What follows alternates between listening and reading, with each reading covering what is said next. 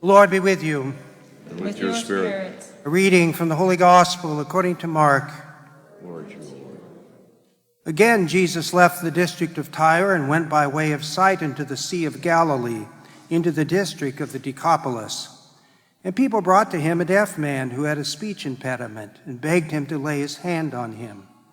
He took him off by himself away from the crowd. He put his finger into the man's ears and, spitting, touched his tongue. Then he looked up to heaven and groaned and said to him, Ephphatha, that is, be opened. And immediately the man's ears were opened. His speech impediment was removed, and he spoke plainly. He ordered them not to tell anyone, but the more he ordered them not to, the more they proclaimed it. They were exceedingly astonished, and they said, He has done all things well.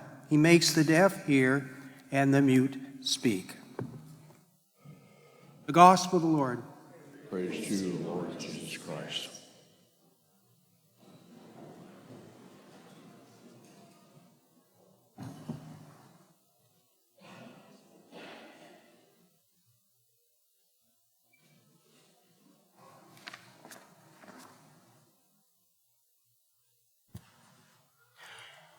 Ephphatha, Ephphatha.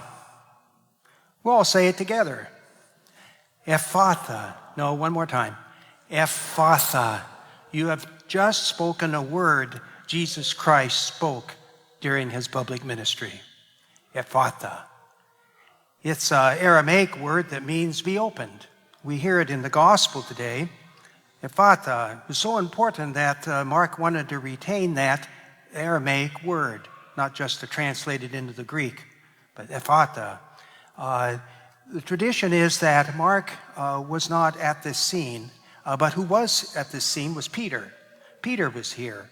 And the tradition is that Mark was with Peter in Rome and served as his secretary or assistant.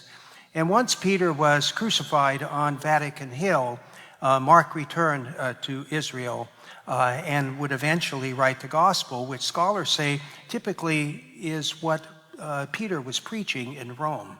That's where Mark got his gospel from, because Mark wasn't present at most of these incidents that he writes about. And so he retains the words Ephphatha to remember what it is that Jesus said, that he actually said those words. And so it's important for us to remember them as well. Ephphatha. Beginning of the gospel, it says, again, Jesus left the district of Tyre. He's been in Tyre and Sidon for a while. If we have our air map, Mediterranean Sea's on this side to the west. This is Israel, Judea, Galilee. And then up here, Tyre and Sidon, up along the shores of the Sea of the Mediterranean. And Jesus was up there. But he was there at another time that is previous in the gospel. It's just the incident beforehand in the Gospel of Mark, in which he meets the Syrophoenician woman. That's up in Tyre and Sidon. And what Jesus is doing up there is not clear because it's a pagan territory. Jews don't live there. But Jesus, he and his disciples are up to Tyre and Sidon, maybe for a break, maybe for a rest, to get away from all the preaching and the working with the people. And he goes up where the Gentiles are and spends time up there. And as we heard in the gospel about the Syrophoenician woman, she's a pagan, she's not Jewish, and she approaches Jesus and asks him to heal her daughter who is dying. And so Jesus at first says, no, I'm not going to, because I came for the people of Israel, and the bread should not be given to the dogs. Dogs was a pejorative word they used for the Gentiles. And the woman pushes back at him. She wants to take him on and said, no, even the bread that falls from the master's table are eaten by the dogs. Jesus listens to that, and what that shows him is that she's continuing her faith. Even though he's pushing her away, she's still staying true, still believing in him, even though she's a pagan. And so what he does is he changes his mind. He says, okay, he's not just for the people of Israel, he's going to be for this woman and her daughter. So he heals the daughter. And so that's a big change for Jesus.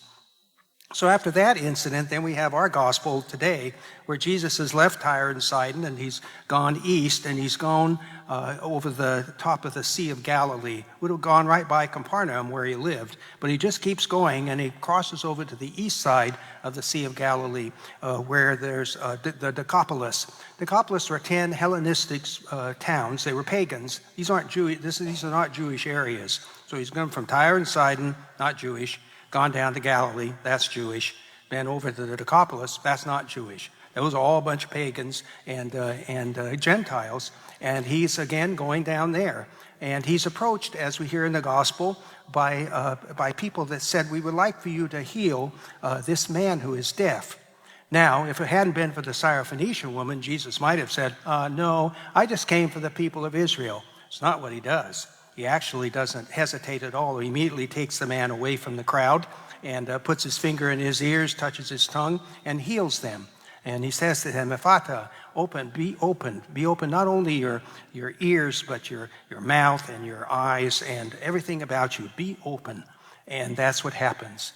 And in this Gentile area, Jesus isn't getting this friction and hostility he would get with the religious leadership down in Israel, in Judea and Galilee, where they want to argue with him and push back. These people, they're all pagans, and they're just amazed at Jesus. They accept him. They don't have any theological issues with him. They're not worried about the one true God. But they are watching Jesus and being amazed. In fact, Mark says at the end of this section, the people there, again, pagans, were exceedingly astonished. He never says that any time about the Jewish people. They're always troubled and they're confused and they want to argue with him. But these pagans are exceedingly astonished and say about Jesus, he has done all things well. He makes the deaf hear and the mute speak. Jesus is in a very relaxed environment, and maybe that's why he's there, to sort of come away from all that theological pressure, expectations, and friction that he keeps running into with the leadership over with the Jewish people. So he heals this man, and this man was very brave.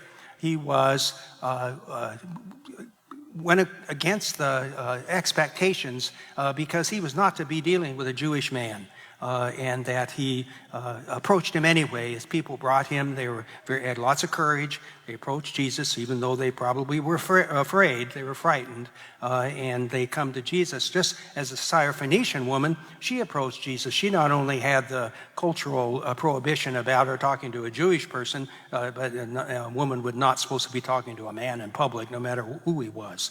And so she's got that to deal with as well. But both of those people, Syrophoenician woman and the deaf man, they approach Jesus, and in spite of their hesitation or their fear, they approach him, and he heals them. Syrophoenician woman, he has to sort of think about that for a while, because at first he doesn't think he should, then he changes his mind and does. Deaf man approaches him, no question, no hesitation, no worrying about what his call is. He heals them right at the moment. And so it's important for us to be open to God, even when we might be afraid. It is, sometimes we think whether we're worthy or not, or, am I the right kind of person? In the second reading in the book of James, letter of James, he talks about how the social expectations are. If people come into your dinner, they're all flaunting their wealth and their jewels and everything, that people have a tendency to give them first place. Pay attention to them. Give them lots of attention. Poor people come in, they're sort of shabby and dirty. Well, you go sit over there, but we're not going to deal with you. Jesus says that's not how that's supposed to be, and James says that's not how it's supposed to be, because God does not pay attention to one's status or their wealth. God pays attention to the people and their openness to him. And they're willing to come to Jesus, and that we should be the same. We should not be putting attention just to the powerful, but also to the poor, because they're the poor people know they need God.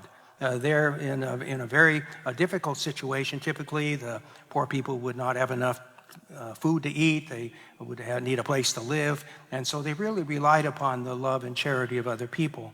And so that's who Jesus says God reaches out to, those people, because they know that they need God.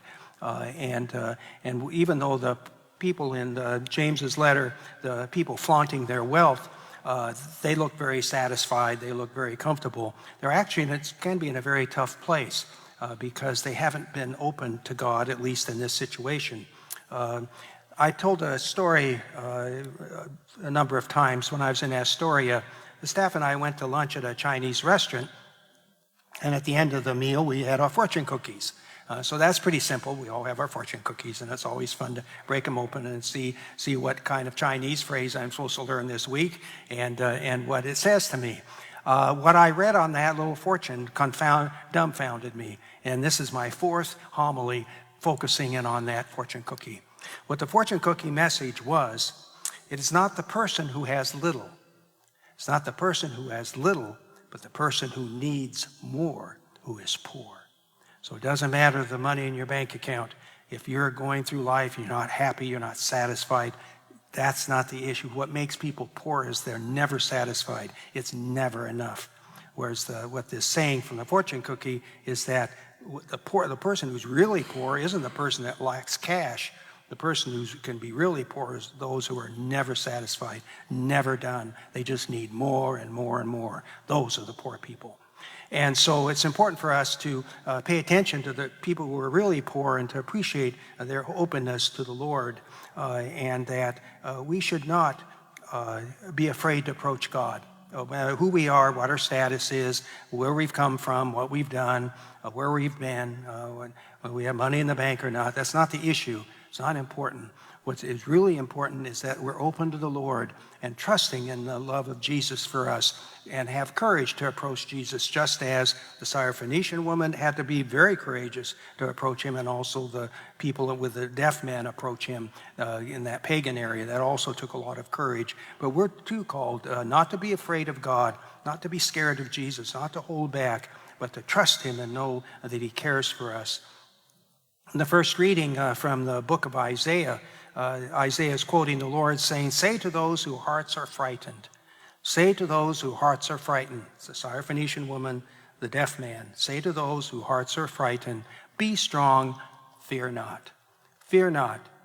Here is your God, Jesus. Here is your God. He comes with vindication, with divine recompense. He comes to save you. So don't be afraid. Don't hold back. Always come to Jesus, no matter what we've done or where we've been. Always come to Jesus, knowing that he loves us." And as he reached out to the Syrophoenician woman, after he had to think about it for a moment, and then he reached out to the deaf man with no hesitation, so Jesus reaches out to us and will heal us of whatever we bring to him as we journey to eternal life.